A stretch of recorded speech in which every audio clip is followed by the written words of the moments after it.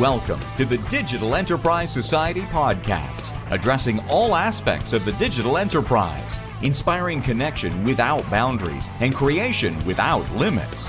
Thank you for tuning in. Here are your hosts, Thom Singer and Craig Brown.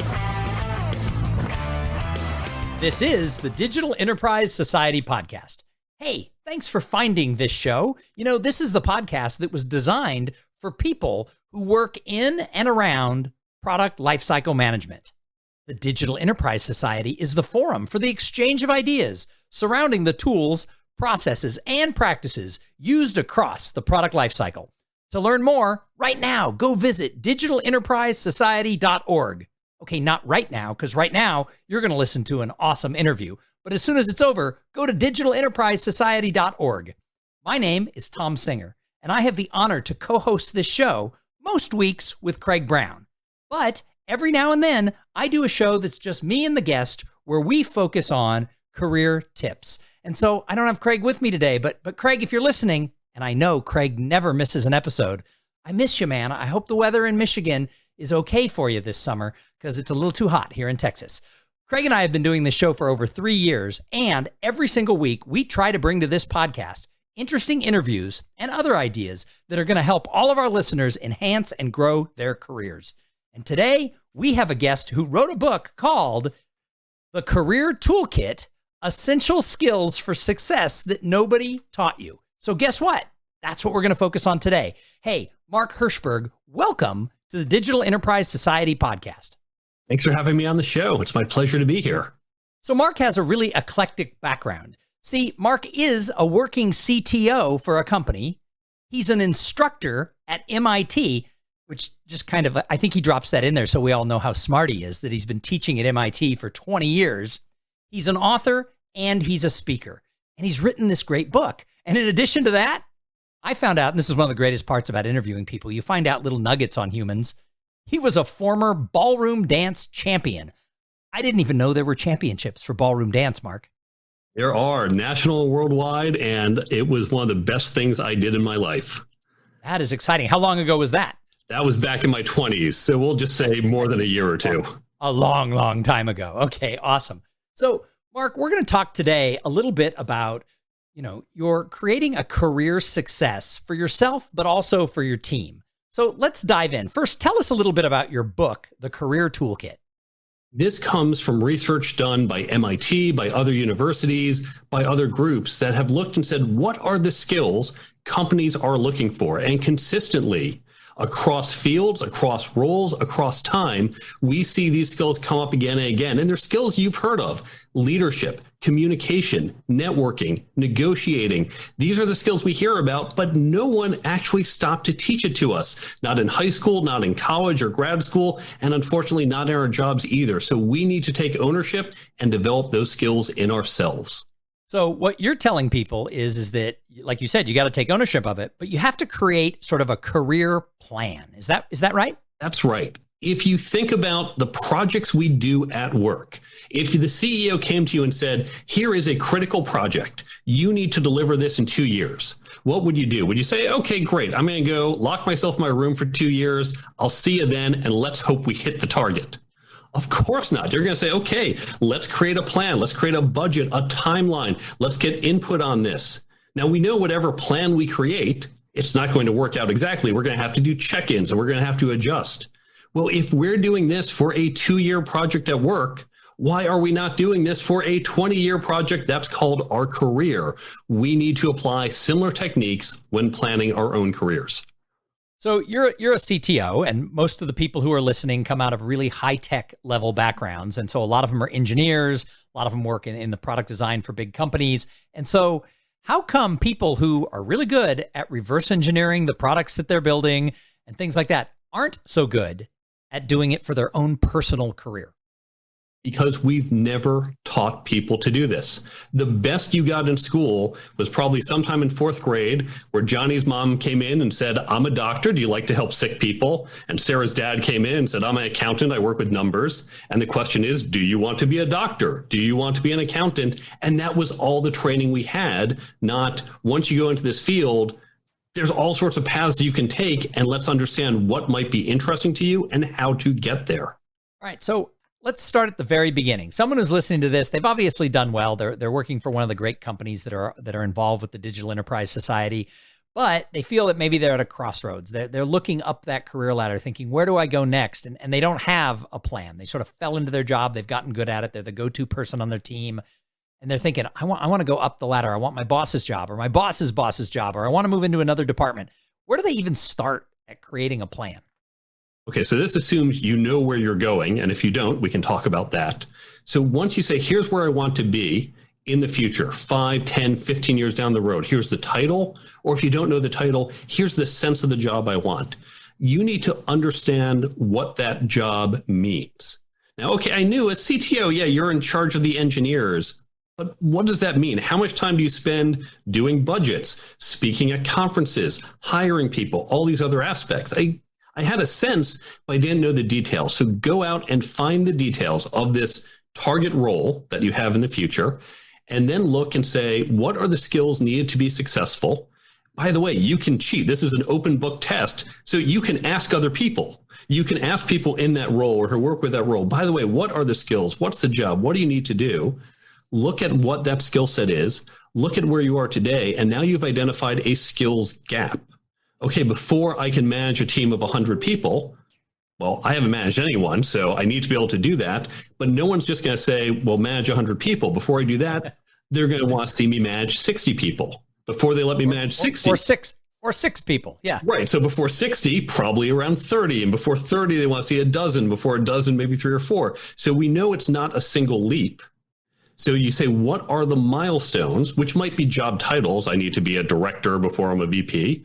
Or it might be I need to manage 6 before I can do 12, before I can do whatever. So look at the long-term skills and experience you need, and then backtrack what are those intermediary steps you need to get there and create that path.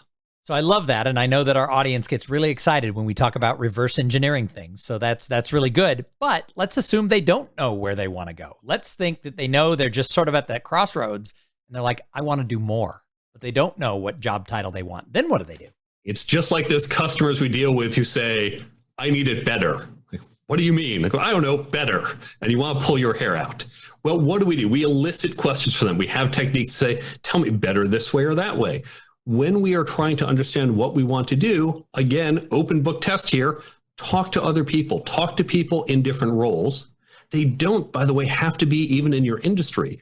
Ask them about their roles. What is it you like? What don't you like? How much time do you actually spend doing something? So for example, we all know what a lawyer does. An 8-year-old gets what a lawyer does. Turns out most people think lawyers spend time in courtrooms. They don't. They spend a lot of time. They do in television shows, but that's not what most actual lawyers do. Exactly. And that's what trips people up because they see on TV, ooh, this is so dramatic, right? We see that conflict. And then they graduate law school and they're told, well, here's your desk, there's your laptop, stare at it for 14 hours a day. Yeah, go through all these documents, man. You're not going to see a court case till you're a 7th year. And they didn't realize what it looked like on paper or on TV wasn't reality. So let's talk to people in the jobs, understand what the reality is, and then even start to say, oh, I'm excited about a job where I get to go out and speak to customers. I'm excited about a job where I don't have to deal with customers. They're annoying. I'm excited about lots of paperwork. I'm excited about little meetings. So whatever it is, understand those components and then look for the jobs that offer you more or less of what you want and seek out those jobs. So I like that. And I especially like the part about learning from people in other industries. You know, I recently, people who listen to the show know that part of the way I make my living is as a professional speaker and master of ceremonies. And I've done a number of things for the predecessor of the Digital Enterprise Society back when it was PLM World. So as people know that I do this, but I don't just do technology organizations. I speak in the legal industry. I know a lot about that. I speak in a lot of different things, but I recently was the MC at the Independent Toy Store Owners Conference, essentially. And there was so much that we could learn from people who own that Main Street toy store that you go by all the time because they have to be part of the community. They, need to get along well with their neighbors. They need to make a place that's welcoming and engaging for people of all ages, because it turns out kids come into the toy store, but parents, and more importantly, grandparents, are the ones who buy. So how do you go across generations and make it engaging for everybody? There were just so many different layers. And it's like, well, that works for my business. That works for my business. That works. So I loved your advice on looking outside your own industry, because I think that's pretty smart. We can all learn by applying different models. I know, for example, you began in the hospitality industry and you learned the value of relationships. And here we are talking to corporate people about power of relationships, among other things, because there are some universal skills that apply, or there are different models. So I'll use a very technical model. Some folks listening might be familiar with the icing model, which is how you get magnetic materials. It's how the little individual atoms in a particular component align, and if you get enough of them to align in the same direction, you get a magnet. I also happen to study, in addition to physics at MIT, I also studied political science. And in political science, we have voting models. And I remember thinking, wait a second, this is just the icing model applied to voting. And we can apply the same ideas. So we should be very open to looking for ideas, both for our own careers, as well as for some of the problems and products we create from other areas, and let others who have done the work for us help us along the way. So a little sideline. I think I'm a little bit older than you, so we weren't doing this at the same time. But I went to college. I was a political science major in college, but I went to school as far away as possible from MIT, both geographically and culturally, still staying within the 48 states. I went to San Diego State University in the 1980s. We were not the MIT of California. I'll just put it that way. It was a little bit of a party school, still learned a lot, but it wasn't probably the same as MIT. Not quite doing mathematical models in your political science classes. I was not doing them anywhere. But anyway, back to today's interview. So great. We're setting up this idea. We're building this path that we want to go. We're coming up with ideas. What are some of the pitfalls that individuals fall into with career planning? One, they think it has to be set in stone. Now, I think this audience is less likely to make that mistake, because we all know with our project plans, yes, I create this 2-year plan. I don't know what exactly I'm doing on day 512. I got some placeholders. They're a little vaguer, and I'll adjust as I go. That's the first thing. The second thing, just like our project plans, we have to do check-ins. So here's something you can do right now. I'm going to ask you to pause the podcast. You have to promise to come back right now. Promise. Wait. Everybody, we've never had a guest ask you to pause before. The trepidation is huge. Promise you're coming back. I know they all promised. I know this is making you nervous, Tom, but you'll see this is worth it. So you're going to pause the podcast. You're going to open your phone and put a calendar event that says, think about my career, and set that as a recurring meeting for every 6 months. Okay, now that you're back, what you've just done is you put a check-in on your calendar for the rest of your career. Now, you can, of course, have other check-ins. You could have made it every 3 months. You can think about your career at other times, but at a minimum, you are now not going more than 6 months without doing that check-in and saying, by the way, how am I doing on my plan? Do I need to adjust it? Do I need to change what I'm doing? And that's going to make sure you don't just go on autopilot in the wrong direction. And what a great piece of advice, especially if somebody is on the younger side of their career. If somebody's listening to that and they're 25 or 26 years old, if every 6 months it went ping on your phone, and I mean, come, 30 years from now, you'll be on the iPhone 49. But, if it goes ping and it reminds you, hey, it's time to think about where I am and where I want to go, I wonder how much that would change the trajectory of someone's life. What do you think? I think it will be huge. Here's the thing about these skills. You only need small changes. You don't have to do some big bang change. When you think about, for example, if you fire a bullet and you change the degree by 0.5%, as you get thousands of feet out, you've made a big change. So these small changes, especially early in your career, as you point out, can have a huge impact down the road. All right. So my next question's a two-parter, and that is, how can I engage my whole team on career planning? So we're all moving forward with our career shared goals and our career not shared goals. How can I engage the whole team to do this? Number one, if I'm just a team member, and number two, if I'm the manager. How do I engage the team? Let's start with the individual contributor who's like, my team, everybody needs to be thinking like this. We've said before, this isn't an individual exercise. You can talk to other people. Now, it's great to talk to other people who are more experienced, who can say, I've gone further down the path and here's what you'll see. But don't discount your peers and other people who will say, hey, I'm thinking of doing this and here's why. Oh, wow, that's an interesting idea I hadn't thought of. So by having these conversations with our peers, we not only get other ideas and insights, but we also create accountability and we help each other. We help each other think through ideas. Oh, I'm not sure. Should I do this or that? Let me talk to you. What are your thoughts? What haven't I thought about with this? Because you're thinking about some of the same questions. So we together can help each other develop and think through our careers. We don't have to necessarily be further along to do it. So, it's interesting in the world of professional speakers and other groups, but in my experience, a lot of people put together a mastermind group, like a group that's going to hold each other accountable for years. I mean, I'm part of a group. We founded the group 10 years ago. There were 5 of us when we started. 1 left the business. 4 of us have continued together. We rent a house somewhere in the country every year for about 3 days, and we move in and bring our business plans and share what we're doing. But then additionally, every other month, we do a Zoom call and we talk about what's working, what's not working, different pivots we're taking in their career. Like I've recently taken a job running an association, but I'm still a speaker. I'm still going to do presentations. And so, I met with them before I did it, and they helped map out, ways to negotiate this and things to do. So we've become like each other's board of directors. Do you think people can do that with other people, either in their company or just in their industry? Maybe people they've gotten to know through industry groups like the Digital Enterprise Society, that they can actually form little groups who will stick with each other for a long time to boost that career path? You absolutely can. You can do it in your own company. And I encourage companies to do this, to create these groups. If your company doesn't want to do it, go create your own group, whether it's part of a larger industry organization or go create a local meetup group. In fact, you don't even have to be from the same company because, again, we can get ideas from different groups. And this works not just for career planning. It works for some of the other skills I talk about in the book. When it comes to skills like negotiating, leading, communicating, these aren't skills we learn by memorizing. We learned our formulas in school. You memorize the quadratic formula. You know when to use a quadratic formula and how to use it. There's no formula for communicating. There's no 3 steps to negotiating. It's more subtle. And it's only by having these conversations with others and experiencing, this is what they do in business school, by the way. This is what we do in the class at MIT.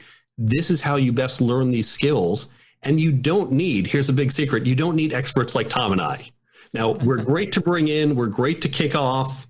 That's wonderful. But you can do it without us, because it's not like Thom and I know the secrets to these skills and only we can tell you. You can learn from each other, and there's no cost when you do so. All right, so I want to come back to that. I put a little pin in this idea that you can start your own training group, but I want to answer the question from the standpoint of the manager.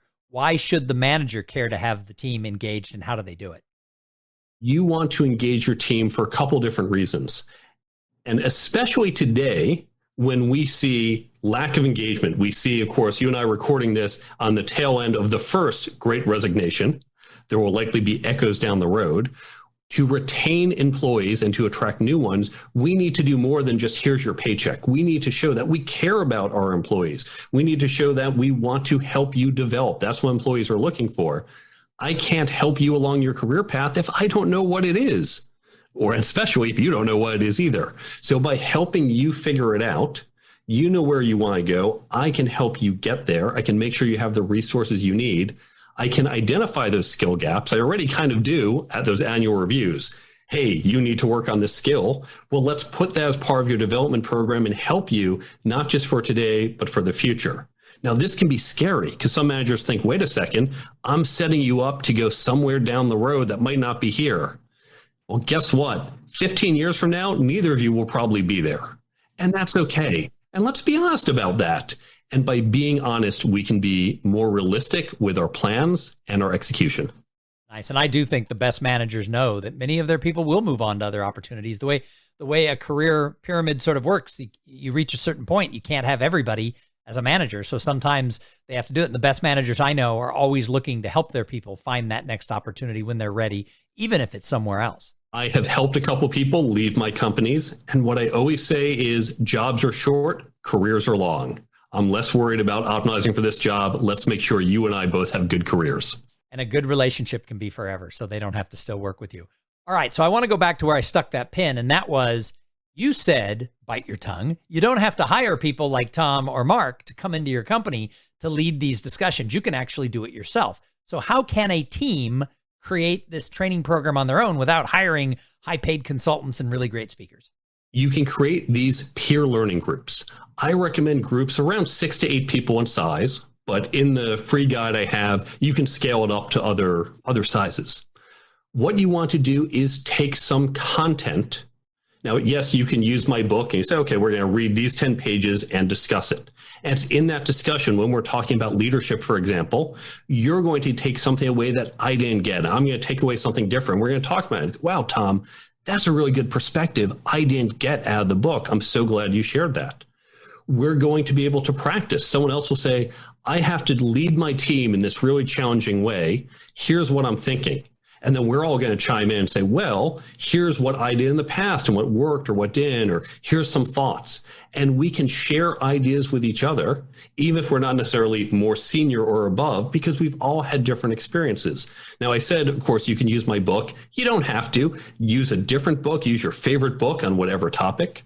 Or they could use the Digital Enterprise Society podcast and take one of the interviews that Craig and I do with thought leaders in the world of product lifecycle management, and everybody could listen to it and then talk about what did we learn from that interview. That's exactly right. I was just getting to, or podcasts like this one, or other content online. And yes, you can also bring in a speaker like Thom or myself or others. But the point is, you don't have to. You can do it. And the bulk of the learning doesn't come from a single expert. It comes from that discussion. That's where the learning takes place.